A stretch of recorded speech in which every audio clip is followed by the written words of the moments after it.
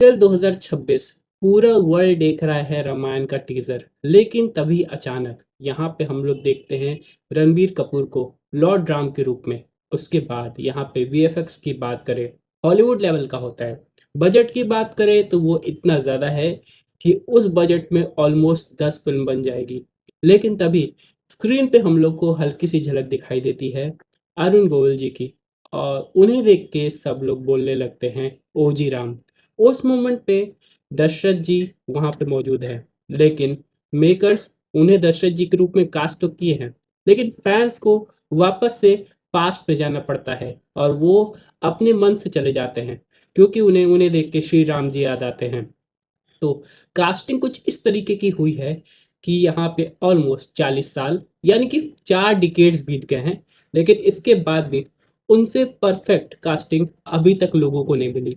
तो आज हम लोग इसी के बारे में समझने वाले हैं और जानने वाले हैं कि क्या क्या हुआ है जिसकी वजह से आज भी वो परफेक्ट राम जी का रोल किरदार निभा रहे हैं, और आगे भी उन्हीं को शायद परफेक्ट राम जी कहा जाएगा। एक्टिंग की दुनिया की बात करें तो यहाँ पे एक टर्म आता है जिसे हम लोग कहते हैं टाइप कास्टिंग। अब इस टाइप कास्टिंग टर्म से लोग बहुत ज़्यादा डरते हैं, लेकिन वहीं अरुण गोविल जी की बात करें तो यहाँ पे उन्होंने अपने आप को जिस तरीके से राम जी के रूप में उस टाइम ट्रांसफॉर्म किया था, ऐसा शायद कोई नहीं कर सकता।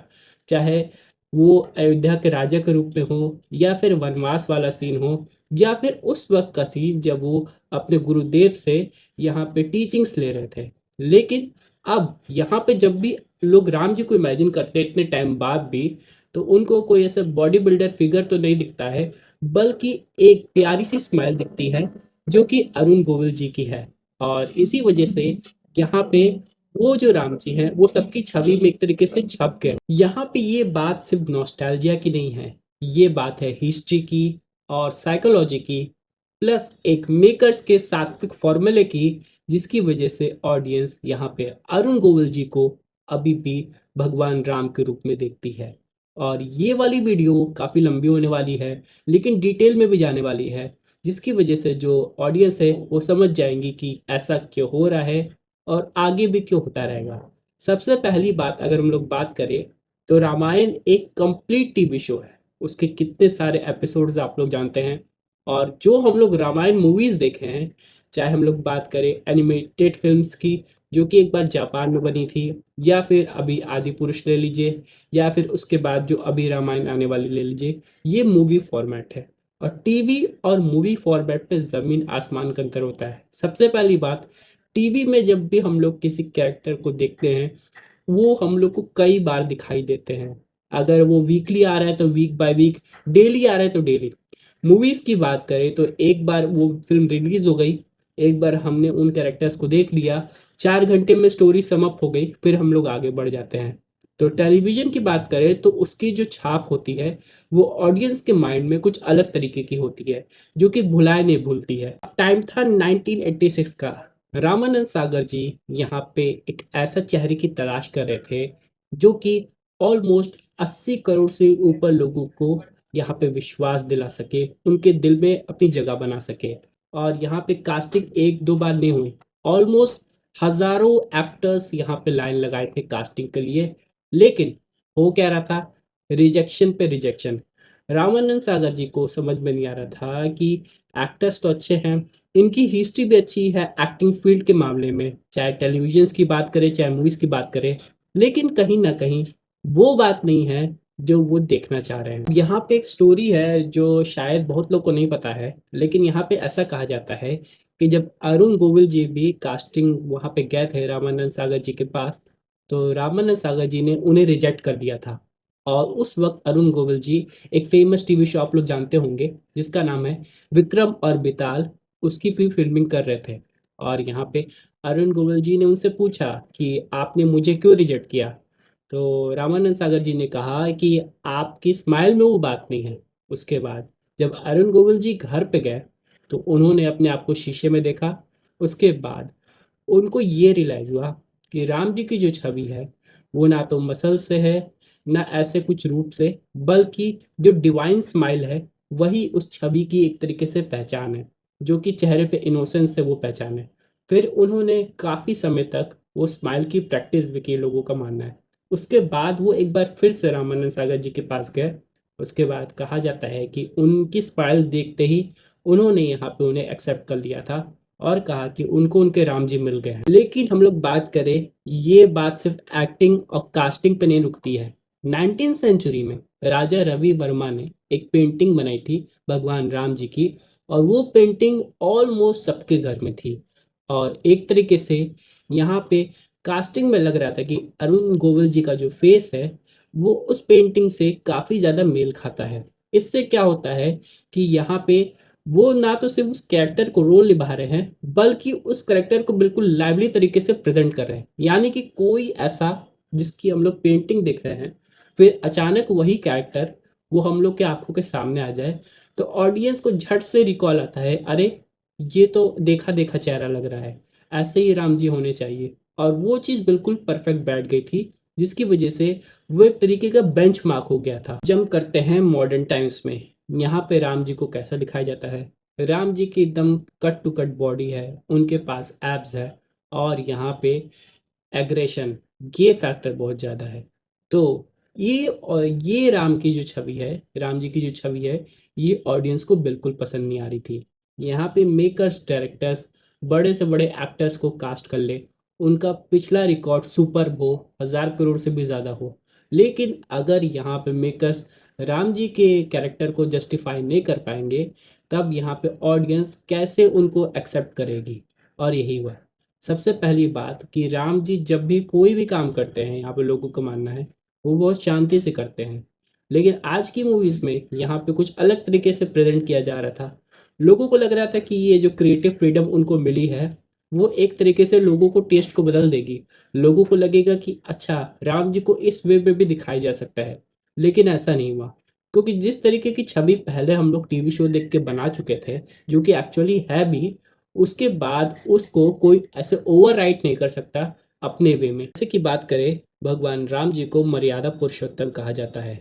उनका जो गुस्सा है, यहाँ पे जो उनकी एनर्जी है, वो उनके गुस्से में नहीं बल्कि सेल्फ कंट्रोल में है। जिसकी वजह से अगर आप लोग ने नोटिस किया होगा, अरुण गोविल सर का जो कैरेक्टर है, अगर गुस्सा भी दिखाता था किसी भी बात पे, तो वो एक शांत समुद्र जैसा लगता था। ऐसा नहीं लगता था कि वो किसी पे चिल्ला रहे हैं या किसी पे भड़क रहे हैं। उनका गुस्सा भी काफ़ी गंभीर तरीके से लगता था, और वो अपने गुस्से को भी बहुत कामली ढंग से एकदम प्रेज़ेंट करते थे, जिसकी वजह से वो एक परफेक्ट एग्ज़ाम्पल बन गए थे। क्योंकि भले कहा जाता है कि राम जी एक वॉरियर हैं, लेकिन उससे पहले वो एक आइडियल पुरुष हैं, यानी तभी तो उन्हें मर्यादा पुरुषोत्तम कहा जाता है। तो इसीलिए वॉरियर वो बाद में है, पहले वो एक आइडियल इंसान है, जिसकी वजह से ये वाला अग्रेशन जो फैक्टर है वो ऑटोमेटिकली कट आउट हो जाता है ऑडियंस के माइंड से कि राम जी कभी भी ऐसे गुस्से में नहीं दिखने को मिल सकते हैं।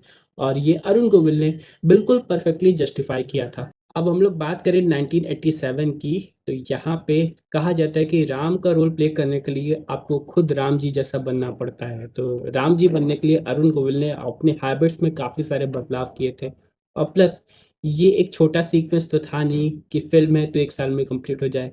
ये सीक्वेंस काफ़ी लंबे समय तक चला था, और वो बदलाव उनके माइंड में, उनकी बॉडी में पूरी तरह परिवर्तन ला दिया था। इसलिए आज भी अगर आप लोग देखेंगे, कभी अरुण गोविल सर हम लोग को बाहर मिल जाते हैं, एयरपोर्ट पे मिल जाते हैं, तो लोग उनके पैर छूने लगते हैं। यहाँ तक कि उनसे भी बड़े-बड़े लोग, जैसे कि उनसे भी बड़े एज में कोई बुज़ुर्ग महिला या कुछ हैं, तो वो भी उनके पैर छूने लगती है। तो ये होता है एक इम्पैक्ट फैक्टर, जो कि ऑडियंस के माइंड में इतने टाइम बाद भी चलता रहता है, और इसी वजह से यहाँ पे लोग उनके चेहरे को कभी हटा ही नहीं पाते और इमेजिन नहीं कर पाते कि कोई और एक्टर इस तरीके का रोल प्ले कर सकता है। उसके बाद जो लोगों को उनकी सबसे खास बात पसंद आती है, वो है उनकी आवाज़। क्योंकि अरुण गोविल सर ने एक इंटरव्यू में कहा था कि उन्होंने अपनी वॉइस मॉड्यूलेशन पे काफ़ी ज़्यादा वर्क किया था। यानी कि वो चिल्लाते नहीं थे, चाहे लक्ष्मण जी को रोकना हो या समुद्र देव पे अपना गुस्सा प्रकट करना हो। अगर आप लोग देखेंगे, तो कभी भी हम लोग ने राम जी को चिल्लाते हुए नहीं देखा है, और इसी वजह से यहाँ पे वो बिल्कुल एक अलग तरीके की एक्टिंग थी। वही बात करें एक और चीज़ की, उनके एक्सप्रेशन भी गुस्से में ज़्यादा चेंज नहीं होते थे। जैसे कि अगर उन्हें बहुत ज़्यादा गुस्सा आ रहा है, तो जैसे आजकल होता नहीं कि गुस्से में एकदम एक्सप्रेशन चेंज हो जाए, लेकिन उन्होंने एक कॉन्सेप्ट यूज़ किया था जिसे हम लोग कहते हैं द न्यूट्रल फेस कॉन्सेप्ट, जिससे उस फेस को रखने से वो अपने एनिमी के कंपैरिजन में और ज़्यादा पावरफुल लगते थे। जहाँ पे रावण के कैरेक्टर की बात करें, तो उसे गुस्सा आता था, वो चिढ़ भी जाता था, वो अपनी आँखें बड़ी कर लेता था। लेकिन राम जी की कैरेक्टर की बात करें, उनका फेस एक्सट्रीम सिचुएशन में भी काफ़ी ज़्यादा न्यूट्रल रहता था, जो कि एक ज़रूरी पॉइंट था और उन्होंने उस चीज़ को काफ़ी अच्छे तरीके से समझा भी और निभाया भी। इसका एग्ज़ाम्पल सिर्फ़ फाइट में हम लोग को देखने को नहीं मिलता है, बल्कि एक सीक्वेंस में भी देखने को मिलता है, जो कि काफ़ी इम्पोर्टेंट है और लोगों लोगों को पता है वो चीज़। जैसे कि जब स्वयंवर वाला सीन दिखाया गया था, तो राम जी ने जब पिनाका धनुष यानी कि शिव जी के धनुष को ब्रेक किया था, तो यहाँ पे जब वो धनुष ब्रेक हुआ या जब वो ब्रेक हो रहा था, उस एग्ज़ैक्ट मोमेंट पे अगर आप लोग उनके फेस को नोटिस करेंगे, तो उनके फेस में हल्का-सा भी यानी कि 0.1% भी एंगर या फिर क्या एरोगेंस देखने को नहीं मिला कि वो अपनी शक्ति प्रदर्शन कर रहे हैं या फिर उनके पास इतनी ज़्यादा शक्ति है कि बड़े-बड़े महारथी उस धनुष को नहीं उठा पाए। लेकिन उन्होंने ना सिर्फ धनुष को उठाया, बल्कि तोड़ भी दिया। तो ये चीज़ नहीं देखने को मिली और ये एक्टिंग एकदम नेक्स्ट लेवल की थी। अब हम लोग बात करें सबसे बड़े ट्विस्ट की, जो कि 2026 में हम लोग को देखने को मिला कि नीतीश तिवारी ने यहाँ पे अरुण गोविल सर को राजा दशरथ के रूप में कास्ट किया है। अब ये कास्टिंग एक स्मार्ट साइकोलॉजिकल मूव था, जो कि हम लोग समझ सकते हैं। पहली बात तो अरुण गोविल को कौन नहीं जानता है। अगर ऐसे रामायण आती और हम लोग को कोई और पर्सन राजा दशरथ के रूप में देखने को मिलता है, तो लोग राम जी पे ज़रूर फोकस करते हैं, लेकिन एक तरीके से बस मूवी फ्लो में निकलती जाती, यहाँ तक कि ट्रेलर में भी। लेकिन जैसे ही ट्रेलर में अरुण गोविल सर का शॉट आया दशरथ के रूप में, वो एक एंकर पॉइंट बन गया, जो कि ऑडियंस को होल्ड किया। यहाँ पे ऑडियंस ने उन्हें रिकॉल किया राम जी के रूप में और ऐसे देखने में लगा कि वो अब एक नए अवतार में हम लोग को देखने को मिल रहे हैं। लेकिन राम जी की प्रेजेंस अभी भी एक नए रामायण मूवी में है, यानी कि वो एक तरीके से ब्लेसिंग दे रहे हैं इस नई मूवी को अपने डिवाइन प्रेजेंस की वजह से है। लेकिन इसी के साथ दर्शकों के माइंड में एक सवाल आता है कि क्या लोग अरुण गोविल को राजा दशरथ के रोल में एक्सेप्ट कर पाएंगे, क्योंकि जब भी हम लोग उन्हें देखे हैं हम लोग को श्री राम जी याद आए हैं और यहाँ पे ये बिल्कुल एक नया किरदार है और यहाँ पे ऑडियंस अच्छी तरीके से जानती है, मेकर्स भी जानते हैं कि ये वो रोल काफ़ी परफेक्ट तरीके से प्ले करेंगे, इसमें नो डाउट ऐसा ही होगा। लेकिन यहाँ पे जब भी हम लोग उन्हें देखेंगे, हम लोग को बार-बार श्री राम जी ही याद आएँगे और ऐसा ऑडियंस का मानना है। जिसकी वजह से जब से रामायण का ये जो नया ग्लिम्प्स आया है राम जी के ऊपर, तब से लोग यहाँ पे आदि पुरुष से कंपैरिजन तो करते ही हैं, वो तो विजुअल्स पे कंपैरिजन ज़्यादा होता है, ना कि राम जी से कंपैरिजन ज़्यादा होता है, बल्कि आदि पुरुष के विजुअल से कंपैरिजन होता है। लेकिन एक आइडियल राम जी का जो कंपैरिजन है, वो फिर से शुरू हुआ है, जब से अरुण गोविल सर हम लोग को दशरथ के रोल में देखने को मिले। अब यहाँ पे कंक्लूजन की बात करें तो कहा जाता है कि वीएफएक्स बेटर हो सकता है, सीजीआई बेटर हो सकते हैं, लेकिन आत्मा को बेटर नहीं किया जा सकता। अरुण गोविल सर ने अपनी एकदम आत्मा एक तरीके से दे दी है लॉर्ड राम के कैरेक्टर को प्ले करने के लिए और इसीलिए उन्हें हम लोग सुपर ह्यूमन नहीं कहते हैं, बल्कि एक तरीके से द परफेक्ट ह्यूमन कहते हैं।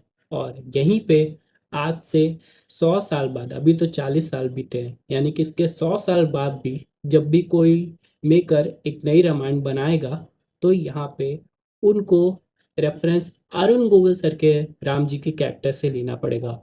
और मैं सिर्फ राम जी की कैरेक्टर की बात नहीं कर रहा हूँ, यहाँ पे पूरी रामायण जिस तरीके से डिटेल और शांत वे में दिखाई गई है, वो काबिल तारीफ़ है और कोई भी इस बेंचमार्क को मुझे तो नहीं लगता कि इसके बाद शायद टच कर पाएगा और ये ट्रुथ है जो कि सबको पता है।